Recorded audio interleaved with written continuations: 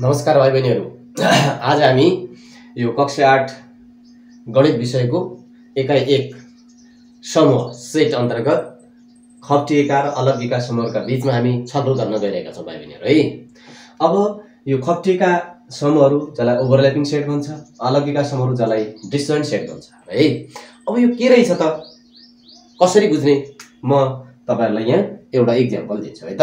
उदाहरण जस्तै एउटा ए समूह छ, ए भन्ने समूह छ, जस्तो मानौ 2 3 5 7 9 छ, ए छ।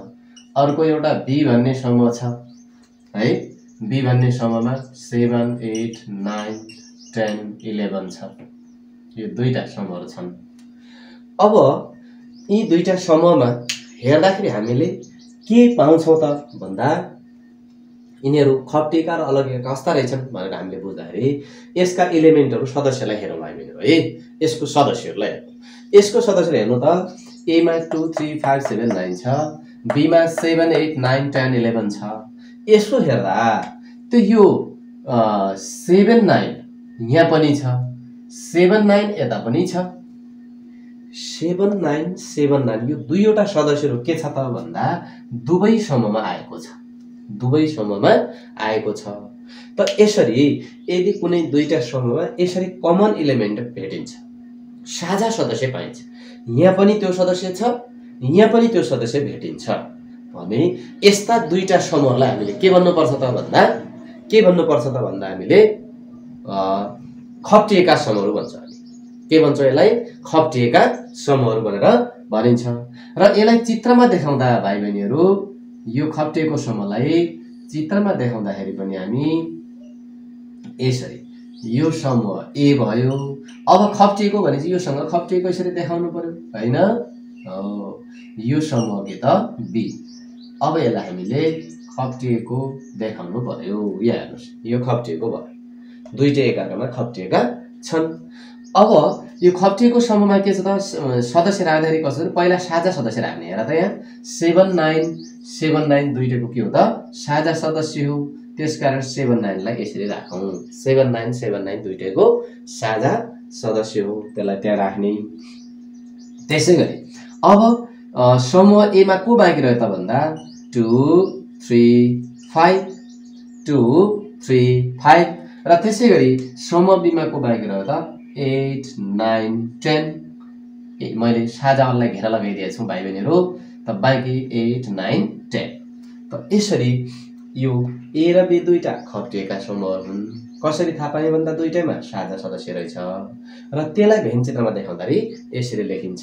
र यसलाई चित्रमा हैन लेख्दा तल भेन्चेको तल चित्रमा समूह ए र बी कस्ता हुन् त भन्दा खप्टिएका समूह हुन् भनेर लेखिदियो भने अझ राम्रो भयो भाइ बहिनीहरू है। तल भेन चित्रमा तल हामीले भेन चित्रको मुनि यसरी लेख्न सक्छौं। यो भयो खप्टिएका समूहहरूका बारेमा है। अब यस्तै गरी अलग्गिएका समूहहरूको पनि एउटा म एक्जाम्पल लेख्छु भाइ बहिनीहरू। जस्तो पी बराबर है, पी बराबर A B C D E एउटा समूह छ, अनि क्यू बराबर एफ जी एच आई अर्को समूह छ। ल यी दुईटा समूह हेरौँ है। अब यी दुईटा समूह हेर्दाखेरि भाइ बहिनीहरू के छ भने ती दुईटी समूहमा यहाँ अगाडिको जस्तै हेर्नु त, दुईटैमा साझा सदस्य अथवा मिल्ने सदस्य, मिल्ने भन्नाले पी मा भएको क्यू मा पनि हुने, क्यू मा भएको पी मा पनि, क्यू मा भएको केही पी मा पनि भेटिने, पी मा भएको केही क्यू मा पनि भेटिने भयो भने त्यो साझा भयो, खप्टिएको भयो। यस्तो यसमा छ कि छैन हेरौँ त। A B C D E यहाँ पी को सदस्यमा, F G H I Q को सदस्य। अब यसो हेर्दा भाइ बहिनीहरू त यसमा भएको कुनै पनि सदस्य यहाँ छ त छैन। त्यस्तै गरेर यहाँ भएको कुनै सदस्य यता छ छैन। भनेको यसको सदस्य अलग्गै छ, यसको एलिमेन्ट के छ त अलग्गै छ, छुट्टा छुट्टै छ हो। त यस्ता समूहलाई हामी के भन्छौं? अलग्गिएका समूहहरू भनेर भन्छौं। र यसलाई चित्रमा देखाउँदाखेरि भाइ बहिनीहरू, हामी चित्रमा देखाउँदाखेरि पनि त यो पी एउटा भयो, क्यू अर्को अलग अलग देखाउनु पर्यो यसरी। पी अलग्गै, क्यू अलग्गै, अलगिएको, किनकि नाम के छ त यसको अलगिएको छ, चित्र पनि यो अलग यो अलग, खप्टेन पाइएन है। ल पी भित्र पी का सदस्य लेख्ने A B C D E यसरी अलि यसमा राउन्डमा लेख्नुपर्छ हामीले क्रमसँग लेख्नुभन्दा। अनि त्यस्तै गरेर यता एफ जी एच आई त्यसका सदस्यहरू। र यदि यो जो हाम्रो सर्वव्यापक समूह यु छ, यो यदि हामीले गिभनमा सर्वव्यापक समूहलाई पनि यदि लेखेका छौँ, यसका पनि सदस्य छन् भने त्यसका बाँकीलाई यता लेख्नुपर्छ भाइ बहिनीहरू है। यु पनि छ भने अब अहिले हामीले यु भनेकै छैन, खालि पी र क्यू मात्रै भनेका छौँ, ए र बी मात्रै भनेका छौँ भने अनि यहाँ केही पनि भर्न आवश्यक भएन है। ल यसको पनि तल के लेख्न सकिन्छ भने चित्रमा पी र क्यू कस्ता समूह भए त भन्दा अलगिएका समूह भए। कस्ता समूह भए त अलगिएका समूह हुन् भनेर हामी भन्न सक्छौँ। पी र क्यू अलगिएका समूहहरू। ल त पक्कै पनि भाइ बहिनीहरूले खप्टिएका समूह र अलगिएका समूहलाई मैले दुईटै यो सूचीकरण विधिबाट पनि र भेन चित्रबाट पनि दुईटै मैले तपाईहरुलाई सम्झाए, पक्कै पनि बुझ्नु भयो होला। ल भाइ बहिनीहरू, अब यो कन्सेप्ट हामीले अलगिएका र खप्टिएका समूहको कन्सेप्ट बुझिसकेपछि अब एक्जाममा कस्तो प्याटर्नबाट क्वेशन आउँछ है, म अब एक्जामिनेसनको दृष्टिकोणले क्वेशन कसरी सोध्छ तपाईहरुलाई, तपाईको जो पालिका स्तरको क्वेशन पेपर हुन्छ त्यो पालिका स्तरको पेपरमा तपाईहरुलाई कसरी सोध्ला त म त्यस्तो प्रश्नहरू लेख्छु है। ल तपाईहरुलाई यसरी दिन्छ, यदि ए बराबर है, ए बराबर 1 2 3 4 र बी बराबर 3 4 5 भए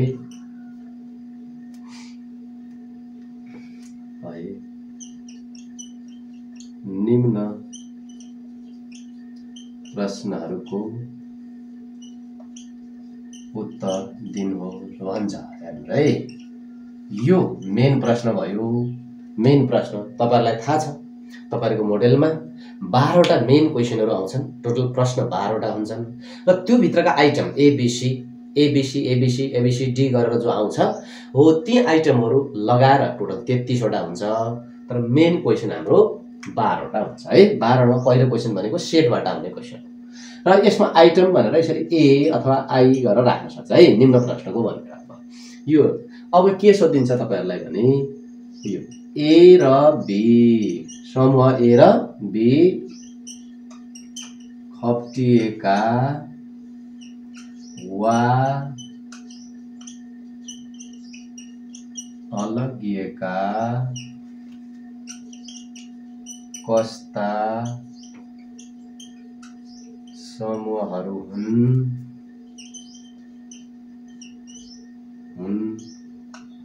कारण दिनुस्, अथवा किन पनि भन्न सक्छ, कारण दिनुस् पनि भन्न सक्छ, कुरो एउटै हो है। ल हेर्नु त भाइ बहिनीहरु, कस्तो सोध्यो भने माथि ए र बी दुईटा समूह दियो अनि त्यो समूहका आधारमा तल विभिन्न प्रश्नहरू सोध्छौं आइटममा है। त यो तपाईहरुलाई 1 मार्क्सको आउँछ है भाइ बहिनीहरु। यो तपाईहरुको बोध तहको प्रश्न, अन्डरस्ट्यान्डिङ लेभलको क्वेशन हो, त यो 1 मार्क्सको आयो। अब यो आयो भने तपाईहरुले मजाले उत्तर लेख्नु पर्यो, यो क्वेशन सार्न परेन तपाईहरुले। अब आन्सर लेख्ने है।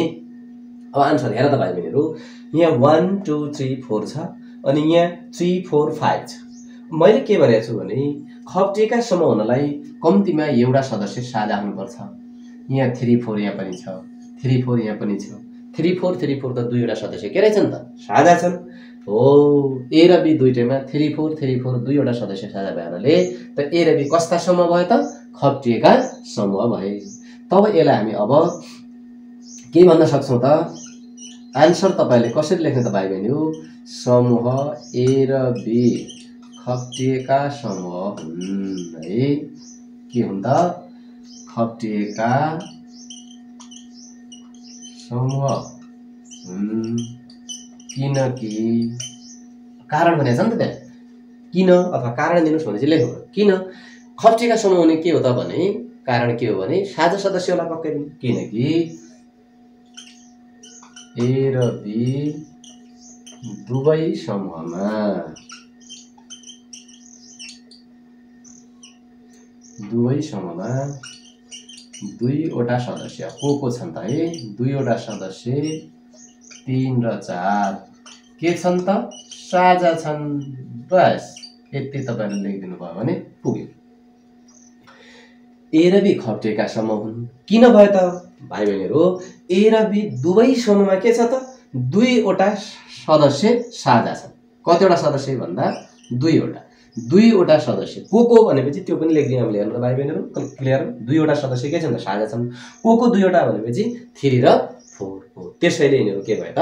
खप्टिएका भए। अब यदि यहाँ खप्टिएको जस्तो भेटिएन भने हामीले के भन्नु पर्यो भाइ बहिनीहरु? यिनीहरु अलग्गेका समूह हुन्। किनकि दुईटामा कुनै पनि सदस्य साझा छैन। कुनै पनि सदस्य साझा छैन भनेर हामीले अलग्गेका समूहको कारण लेख्नु पर्यो। ल एउटा आइटममा 1 मार्क्सको यो आयो भाइ बहिनीहरु है। ल अब हिजो हामीले यो उपसमूहहरु, उपयुक्त उपसमूह, अनुपयुक्त उपसमूह पढेका छौं नि भाइ बहिनीहरु? हो, उपयुक्त अनुपयुक्त उपसमूह पढे हुनाले अब त्यहाँबाट पनि तपाईहरुलाई योसँग मिलाएर क्वेशन, जस्तो यहाँ अलग्गेका र खप्टिएबाट आयो भने त्यस्तै त्यो उपयुक्त र अनुपयुक्तबाट पनि यहाँ क्वेशन आउन सक्छ। यसमा क्वेशन आउन सक्छ। जस्तो हेर्नुस् भाइ बहिनीहरु, यसरी समूह बी बाट बन्न सक्ने दुई सदस्यीय दुईवटा उपयुक्त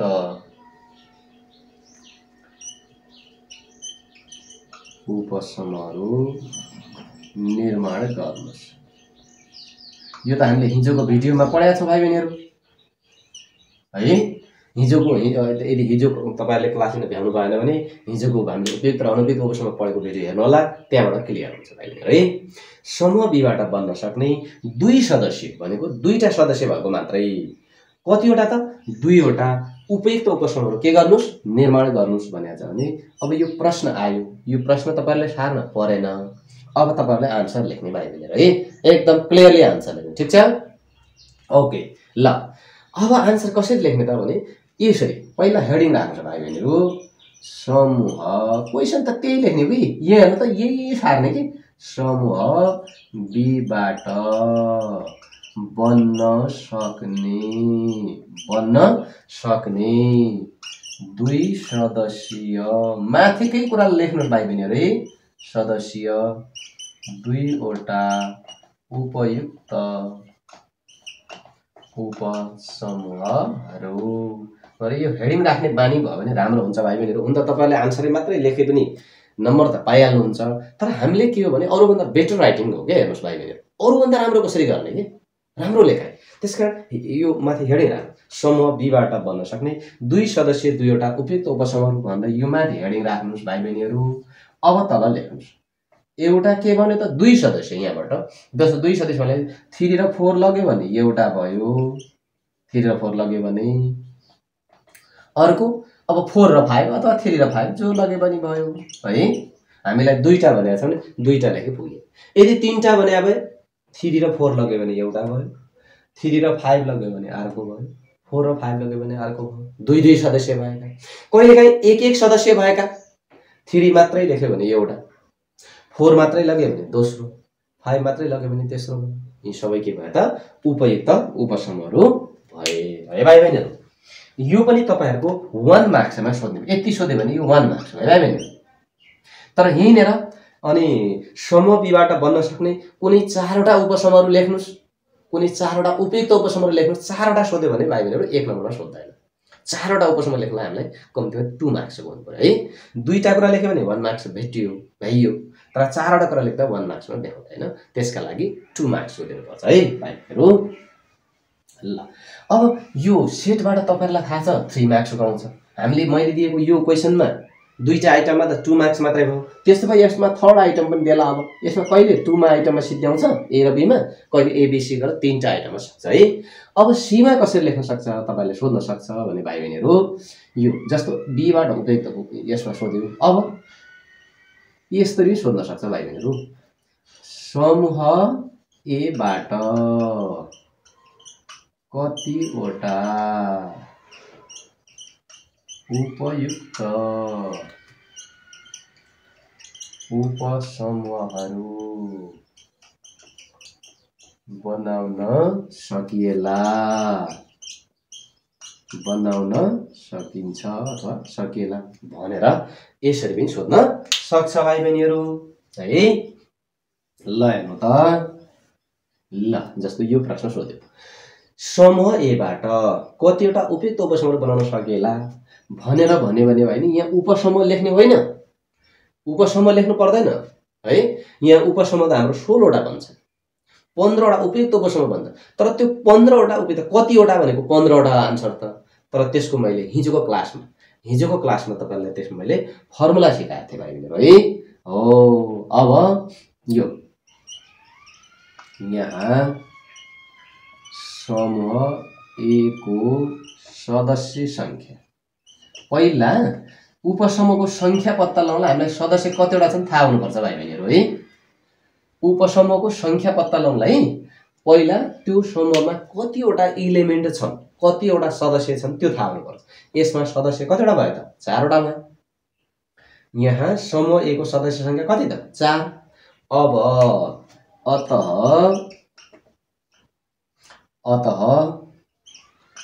ए बाट बन्ने उपयुक्त उपसमूहहरूको संख्या उपसमूह कतिवटा बन्छन् भन्यो भने 2 को पावर n भनेर सिकाएको छु भाइ बहिनी मैले। तर 2 को पावर n भन्ने हिजो के सिकाएको त मैले जम्मा उपसमूह कतिवटा बन्छन् भन्यो भने जम्मा उपसमूह भन्यो भने के हुन्छ भाइ बहिनीहरु त्यसमा उपयुक्त पनि आउँछन् र एउटा के हुन्छ त अनुपयुक्त उपसमूह हुन्छ। जस्तो हो यसका मैले के भने तपाईलाई टोटल 16 वटा उपसमूहहरू भन्छन् तर त्यसमा एउटा के हुन्छ त अनुपयुक्त उपसमूह हुन्छ एउटा के हुँदो रहेछ अनुपयुक्त उपसमूह हुन्छ। त्यसो भए हामीलाई त उपयुक्त सोधेको छ नि उपयुक्त त्यसको मतलब के गर्ने भने यो त टोटल उपसमूह उपयुक्त र अनुपयुक्त सबै आयो तर हामीलाई उपयुक्त मात्र चाहियो भने के गर्ने त भने यसबाट 1 माइनस गर्दिने भाइ बहिनी है। ल 2 को पावर n भनेको 4 माइनस 1 2 को पावर 4 भनेको के हो त 2 ले 2 लाई 4 पटक गुणा गर्ने भाइ बहिनी है। 2 गुणा 2 गुणा 2 गुणा 2 यो 16 हुन्छ भाइ बहिनीहरु थाहा होला माइनस 1 है। ल अब हेर्नु त यसलाई फेरि क्याल्कुलेसन घटाउने बित्तिकै कतिवटा आयो त भन्दा भाइ बहिनीहरु 15 वटा। हेर्नु त 15 वटा के त उपयुक्त उपसमूहहरू बनाउन सकिने रहेछ कोबाट त एबाट। त यसलाई पनि 1 मार्क्समा सोध्छ भाइ बहिनी है यसलाई पनि 1 मार्क्समा सोध्छ तपाईहरुलाई है। यो अलि हायर लेभलको क्वेशन भयो हैन। अब हायर भन्दा यसलाई एप्लिकेसन लेभलको भनौं न प्रयोग है प्रयोगताको प्रश्न भयो। हेर्नु त 2 को पावर यदि ए बाट कतिवटा उपसमूहहरू बनाउन सकिन्छ यदि उपयुक्त सोधेन भाइ बहिनी है उपयुक्त नसोधेर उपसमूहहरू बनाउन सकिन्छ भनेर सोध्यो भने -1 लेख्नु पर्दैन 2 को पावर n गर्दा हाम्रो 16 वटा आउँछ। तर कतिवटा उपयुक्त सोध्यो कतिवटा उपयुक्त भन्यो भने अनुपयुक्त त एउटा मात्रै बन्ने भयो त्यसकारण त्यो अनुपयुक्त एउटालाई घटायो भने बचेका के हुन्छन् त उपयुक्त हुन्छन् भन्ने कुरा बुझ्नु पर्यो। त यदि यसमा सोध्यो भने भाइ बहिनी के होला त भन्दाखेरि 2 को पावर n भनेको 2 को पावर 3 हुन्छ त्यो भनेको 8 वटा उपसमूहहरू बन्छ र यसमा पनि 8 वटा उपसमूह बन्ने भए उपयुक्त सोध्यो भने एउटा घटाउनु पर्यो 8 बाट एउटा घटाउँदा 7 वटा उपयुक्त उपसमूहहरू बन्लान् भन्ने कुरा तपाईहरु भन्न सक्नुहुन्छ भाइ बहिनीहरु है।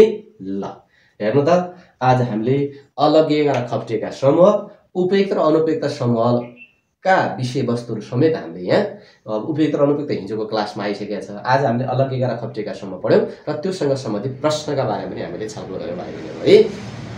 पक्कै पनि आजको क्लास यहाँहरुका लागि उपयोगी लाभदायक भएको हुनुपर्छ। त भाइ बहिनीहरुले भिडियो यो क्लास मन पराउनु भएको छ भने त्यसलाई लाइक गर्न कमेन्ट गर्न शेयर गर्न नभुल्नु होला भन्दै आज यहाँ भाइ बहिनीहरुबाट म बिदा हुन्छु। भोलिको क्लासमा हामी यसरी नै समयमा जोडिने नै छौं भाइ बहिनीहरु। आजलाई हामी छुट्यौं बाइ बाइ टेक केयर।